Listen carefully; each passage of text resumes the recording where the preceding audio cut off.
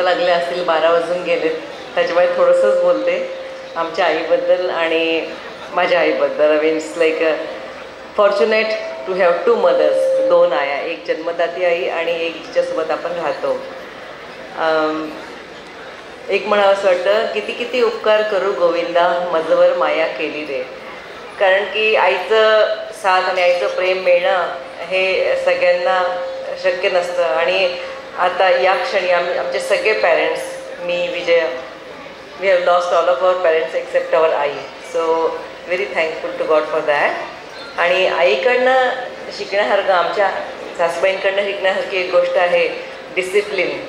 कसं तुम्ही तुमचं दिनचर्या करावी, सकाळी उठल्यापासून व्यायामापासनं, नंतर देवपूजेपासनं, नंतर विणकाम कसं करावं, लोकांशी बोलावं कसं, ह्या सगळ्या छोट्या छोट्या गोष्टी असतात आईकडनं शिकण्यासारख्या असतात. आणि आय एम अ ट्रेकर, मी ट्रेकिंग करते, एव्हरेस्ट बेस कॅम्प वगैरे झालं आहे. तर तेव्हासुद्धा आईकडे बघायची मी, रोज सकाळी उठून 4 वाजता उठून ती अजूनही व्यायाम करते. 86 year old. So I just want to thank our आई.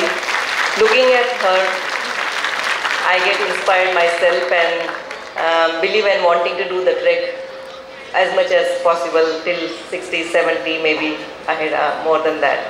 पण आईकडनं शिकण्यासारखं एक गोष्ट सगळ्यांनी, मला वाटतं सगळे मुलं आपण इथे आहोत, सगळे स्टुडंट आहोत, आणि एज ऑल्सो, म्हणजे 60-70 किती वर्ष असू द्या, ज्यांच्या कोणी आई आहेत आणि ज्या होत्या त्यांच्याकडनं शिकण्यासारखी एक तरी अशी गोष्ट घ्यावी आपण, आणि ती just 1 single thing and focus on that. You will achieve immense thing with that.